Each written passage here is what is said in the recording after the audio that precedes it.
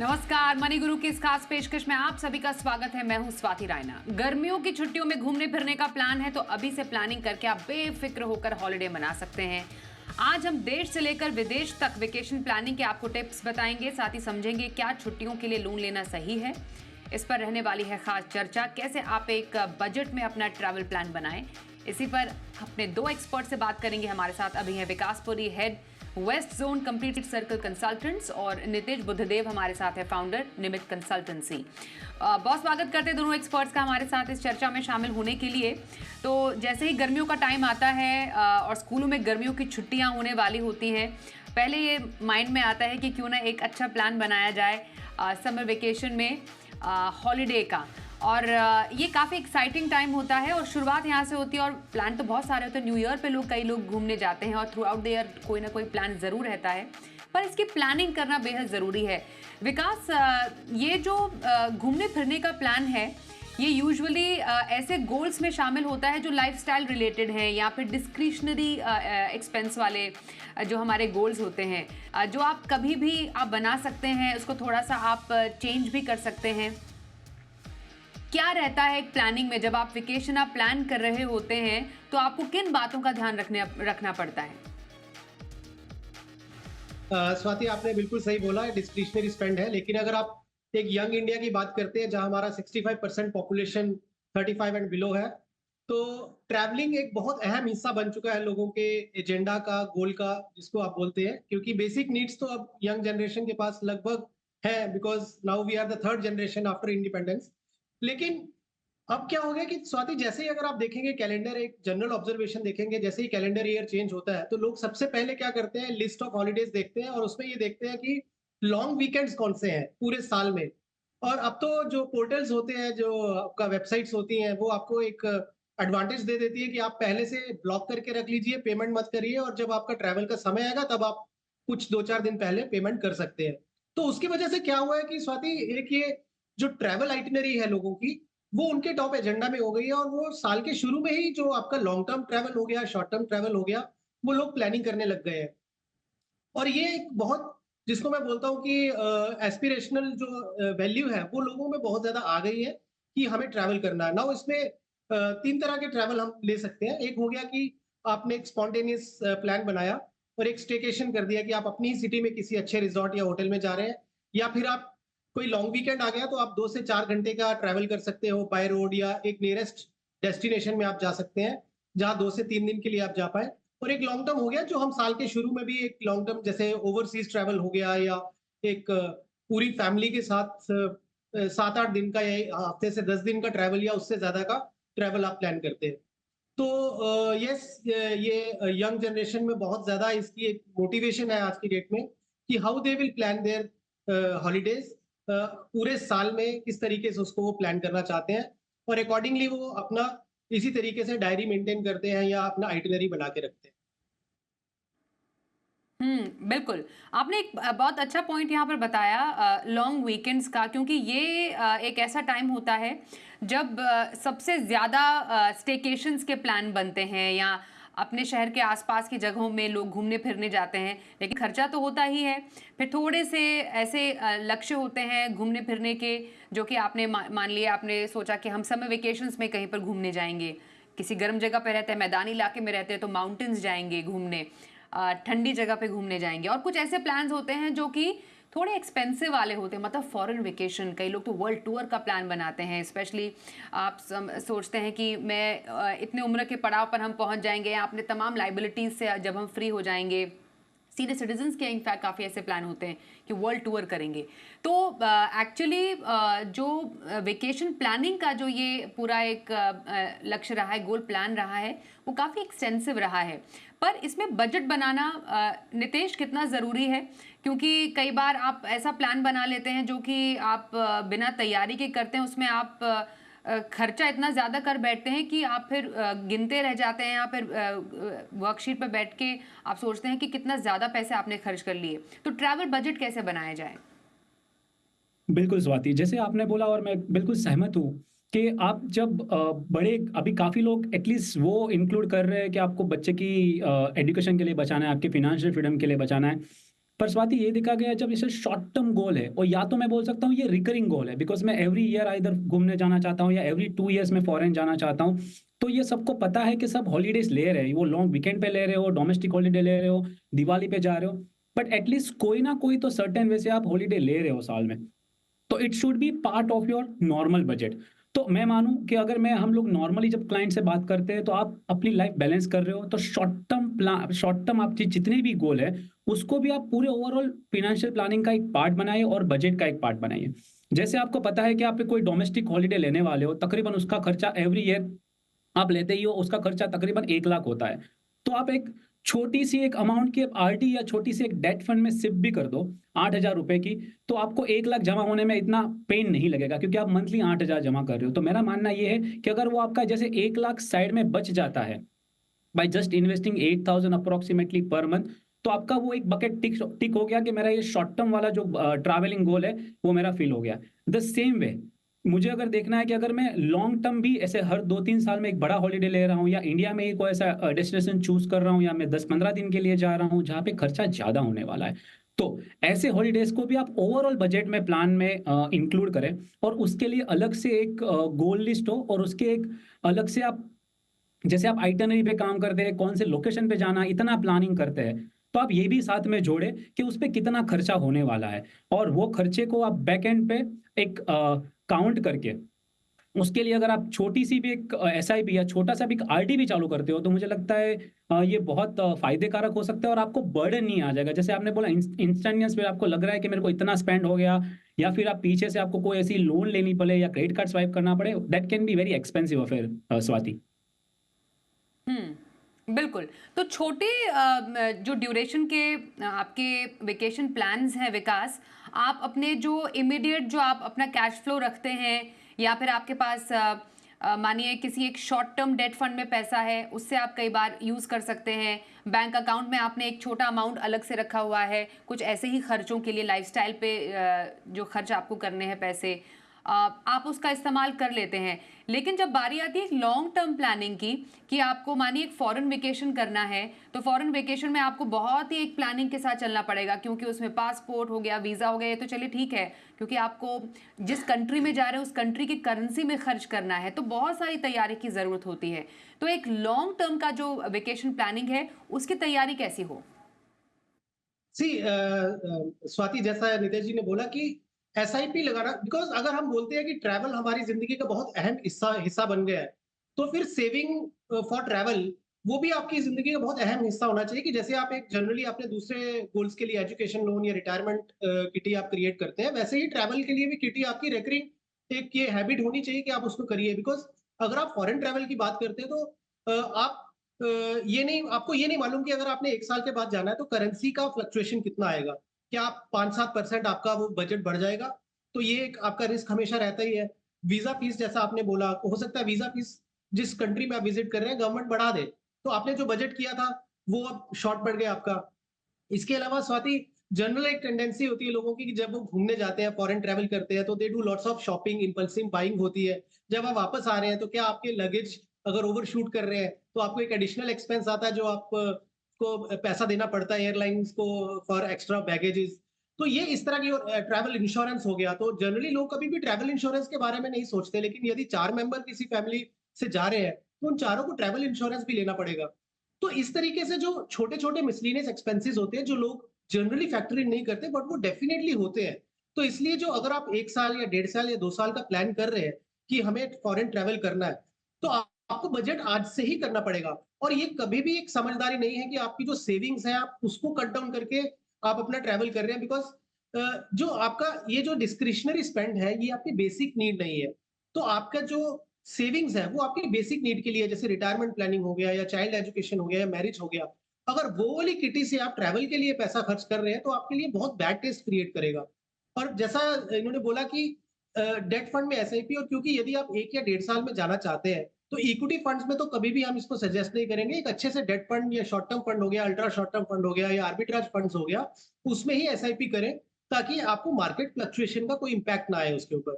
तो pre planning बहुत जरूरी है, और पूरा बजट करने के बाद फिर बैकवर्ड कैलकुलेशन करिए कि अगर यदि मेरा 2.5 लाख रुपए का खर्चा है और 2 साल के बाद होना है, तो कम से कम आपको 10,000 रुपए की सेविंग करनी पड़ेगी। और मान लीजिए 7.5-8% का अगर आपको रिटर्न आता है डेट फंड में, तो जाके आपका 2.5 लाख के आसपास का पैसा जमा हो। ओके। अभी क्योंकि आप दोनों ने ज़िक्र किया, जब हम ट्रैवल एक्सपेंस की बात कर रहे हैं, नितेश, अब तो इतना आसानी से लोन मिल जाते हैं। हॉलिडे लोन जैसा भी एक कॉन्सेप्ट चलना शुरू हुआ कि आप हॉलिडे पे चाहिए, उसके लिए हम आपको लोन दे देंगे। तो ट्रैवल लोन लेकर ट्रैवल करना कितना एडवाइजेबल है, अगर इसको स्मार्ट तरीके से अगर आपको यूज़ करना है, अगर आपको लोन ही लेना है, बेसिकली पर्सनल लोन ही होता है वो, तो आप कैसे इसको स्मार्टली प्लान कर सकते? क्योंकि कई बार ऐसा होता है कि आपने उतना पैसा शायद ना रखा हो ट्रैवलिंग के लिए, वो पैसा आपको किसी और बड़े लक्ष्य के लिए इस्तेमाल करना है, लेकिन बहुत टाइम से आप कहीं घूमने फिरने नहीं गए, तो उसका भी मन कर रहा है। तो ऐसे केस में अगर लोन लिया जाए तो उसको स्मार्टली कैसे प्लान किया जा सकता है? बिल्कुल स्वाति काफ़ी सारी बीएनपीएल ऑफरिंग अवेलेबल है, बाय नाउ पे लेटर। उसमें एक बहुत बड़ा सेगमेंट देखने को आ रहा है, काफ़ी ट्रैवल के लिए बीएनपीएल काफ़ी लोग यूज़ कर रहे हैं। पर जैसे आपने बोला, मोस्ट ऑफ द ये बीएनपीएल जो बोलते हैं, वो भी एक तरीके का एक पर्सनल लोन ही है, जिसमें टिपिकली आप देखने जाओ अमाउंट वाइज काफ़ी आपको लगता है कि अच्छा आप 1 लाख स्पेंड कर रहे हो, आपको 1,20,000 ही देने हैं।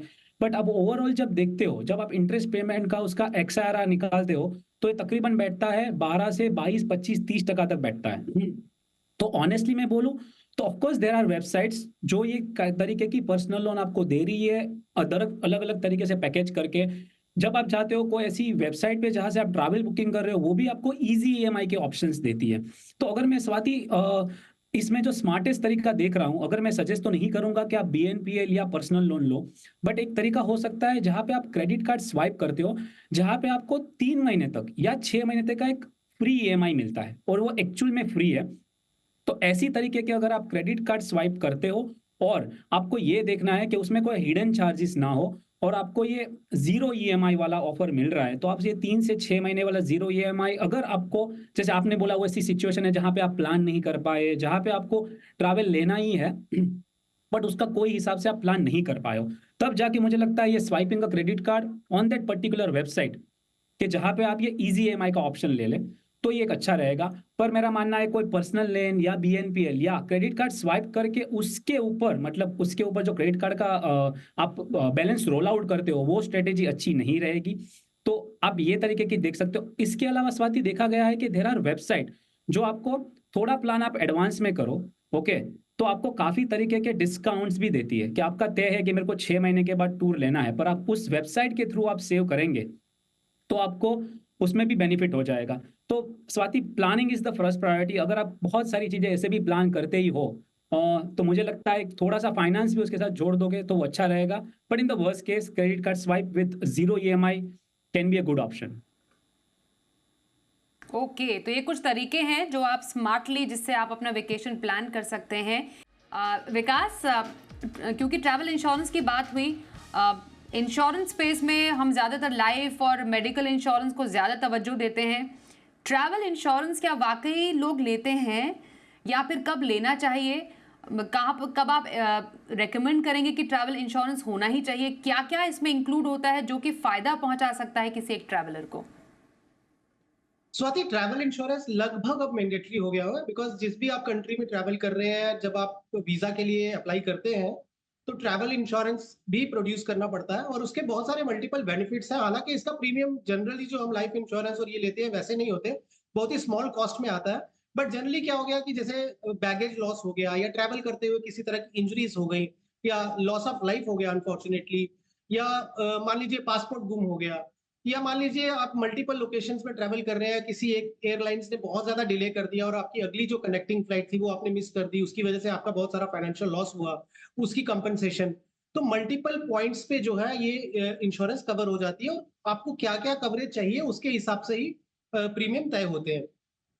बट जैसा मैंने बोला कि बहुत सारी कंट्रीज में और मेजॉरिटी कंट्रीज में जब आपको वीजा एप्लीकेशन आप अप्लाई करते हैं, तो आपको जो एयर टिकट, आप कहाँ पे रुकने वाले हैं, उसका डिटेल्स, तो उसी तरीके से ट्रैवल इंश्योरेंस भी लगभग मैंडेटरी है, तो ये सबको लेना ही पड़ता है।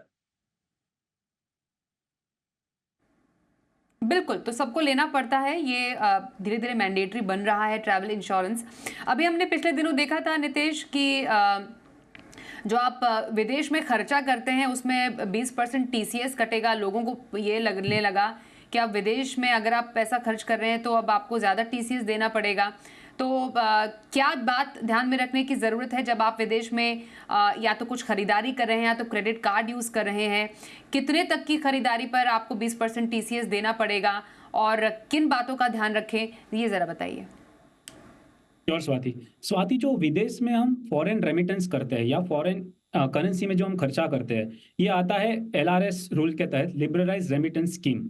और इसके तहत एक इंडियन सिटीजन जो है, एक इंडियन रेसिडेंट है, तकरीबन 2,50,000 यूएसडी, मतलब अगर उसको रुपये में कन्वर्ट करूँ 85 के रेट के हिसाब से, तो तकरीबन 2.12 करोड़ पूरे साल में विदाउट एनी रेस्ट्रिक्शन भेज सकता है। अभी इसके अंदर सब खर्चे आ जाते हैं, कोई किसी का बच्चा उधर पढ़ रहा है या कोई मेडिकल के लिए आप उधर जा रहे हो, खर्चा कर रहे हो, पर अभी हम बात ट्रैवल की कर रहे हैं, तो ये भी वो 2.12 करोड़, या मैं बोलूँ अगर डॉलर टर्म में तो $2,50,000, ये काफी बड़ा अमाउंट है, तो इधर कोई इश्यू नहीं है। बट जो आपने मेंशन किया और जिक्र किया जो टीसीएस का रूल्स स्वाति 1 अक्टूबर 2023 से चेंज हुए हैं, और ये रूल ये बताते हैं अगर कोई आप फॉरेन टूर का पैकेज खरीदते हो और अप टू 7 लाख उसमें आप स्पेंड करते हो तो आपको 5% टीसीएस लगेगा।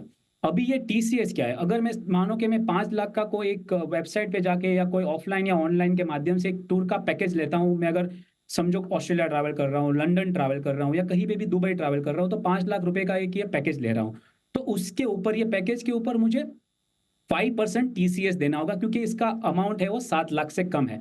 पर मान लीजिए कि मेरा जो ट्रैवल का ये पैकेज जो मैं ले रहा हूँ, जिसमें फ्लाइट और होटल भी शामिल है, और उसका कॉस्ट है 10 लाख रुपए, तो 10 लाख के ऊपर, बिकॉज ये 7 लाख से ज्यादा है स्वाति, तो उसके ऊपर मुझे 20% का टीसीएस देना पड़ेगा।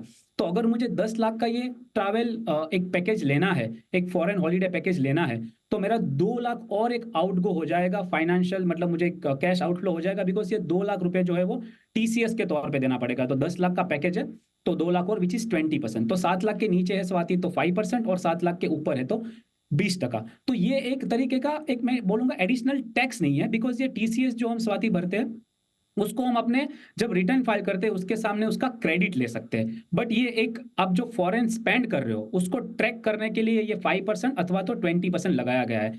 पर स्वाति इससे बचा भी जा सकता है, और उससे बचने का तरीका ये है, अगर आप 7 लाख से नीचे ट्रैवल कर रहे हो फॉरेन में, अगर आप ये पेमेंट अलग अलग कर रहे हो, मतलब आप फ्लाइट बुकिंग अलग कर रहे हो और होटल बुकिंग अलग कर रहे हो, तो ये पैकेज नहीं माना जाएगा। तो उसमें आप 7 लाख तक का खर्चा करिए, आप डेबिट कार्ड क्रेडिट कार्ड से भरिए या आप ट्रैवल एजेंट से भी ले, पर इसको अगर पैकेज के तौर से नहीं लेते हो तो अप टू 7 लाख रुपीस अगर डेबिट कार्ड और क्रेडिट कार्ड से स्पेंड करते हो तो आपको कोई भी टीसीएस नहीं भरना पड़ेगा।